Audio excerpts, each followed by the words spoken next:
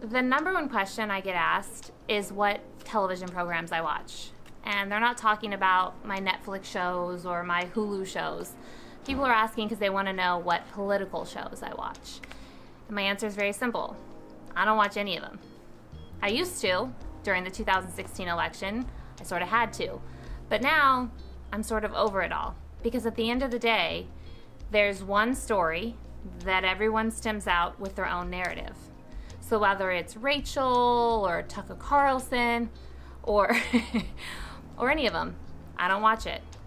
I'll watch if Hillary Clinton's on one of them, but that's about it. Secretary of State Hillary Clinton, again, thank you for being here. You can do any of these. You can speak to anybody who you want to speak to and be anywhere you want to be. Thank you for being here, and I hope you'll come back. Because at the end of the day, I don't need them to tell me how I should feel about something. I need to figure that out for myself. And there's so much going on in the country that they don't talk about. The who, what, where, and how, the real problems, the real issues, the how did we get here.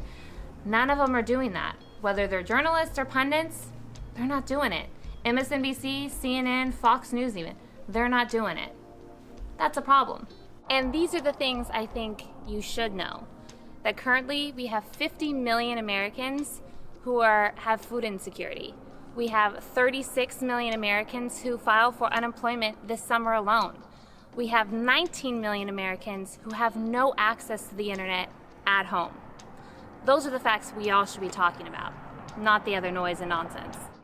Something else I think y'all should maybe know the media is not talking about is the fact that the Violence Against Women's Act is still expired, going on its second year of expiration. Now, as expected, domestic violence cases have been on the rise due to COVID. Yet, again, the Violence Against Women's Act sits there dead on the floor. Now, most people need to understand what's happened in terms of legislating in the last handful of years. Not one side to blame, but this is a little fact I think people should know. Mitch McConnell, most of you guys know who he is. When I went around Washington, D.C. and I said, can you name 5 senators that aren't your own?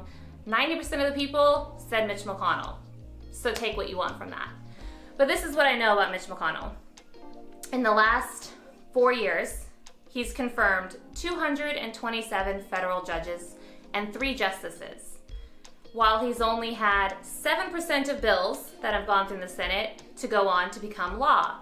Now, keep this in mind, there were over 16,000 bills that were made between the House and the Senate in this congressional period. A large number.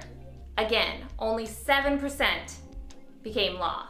So, the thing that the media isn't talking about are those facts and those facts alone. Yes, the media talks about the evil Mitch McConnell, but never the details. And when you really look at the who, what, where, and how, you start to ponder. I want everyone to go to govtrack.org and you can see a report card for each and every single congressional member. All the bills they've legislated, all the bills they've had passed into law, all of it is right there for the taking. I highly recommend everyone check it out. So you know what's real interesting is it's not just the media who's letting us down, it's also the politicians, the ones who have the microphone. Funny story. Everyone talks about, let's say, AOC and how she's the revival of the Democratic Party, when at the end of the day, AOC has no legislation to her name. She's got plenty of airtime. Welcome to the show. Thank you for having me. We are so happy to have you here. She's got plenty of magazine covers. And she's right along there with someone like Bernie Sanders. He's been in the Senate since 1991. He has 7 bills that have become law since 1991. You look at someone like Dianne Feinstein, who's getting a whole lot of attention these days at 87 years old. Say what you want, but girl does her job. She's got 71 bills to her name that are law. 4 in this last Congress. Partisan-ass Congress. So I say to everyone, be careful who you follow. Because at the end of the day, look at the facts. Look at the receipts. The receipts don't lie. You have a congresswoman like Lauren Underwood. No one even knows her name. She has 4 bills that made it to the Senate that are waiting for the president to sign into law. 4 bills, y'all. So many other young up-and-comers like that. But the attention falls on those who shout the loudest. I don't care about floor speeches. I don't care about none of that. All I care about is legislating to get this country back on track. And that's what should matter to each and every one of you. So at the end of the day, guys, I think it's pretty simple. You gotta do more research. You gotta stop falling for the algorithms of Facebook and Twitter and Instagram that show you the same news story 5 times, 10 times over. You gotta think outside of the box of Rachel Maddow and MSNBC or CNN or even Fox News. You gotta do your own research on your politicians. You gotta know what you're talking about. This is our country, after all. We deserve so much better than we get.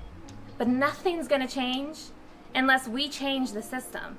And I'm not talking about the AOC rally from the crowd type. I'm talking about from the ground floor up. Changing presidents? Yay, super excited. But at the end of the day, until there's accountability on all fronts, nothing's gonna change. So let's give it a shot.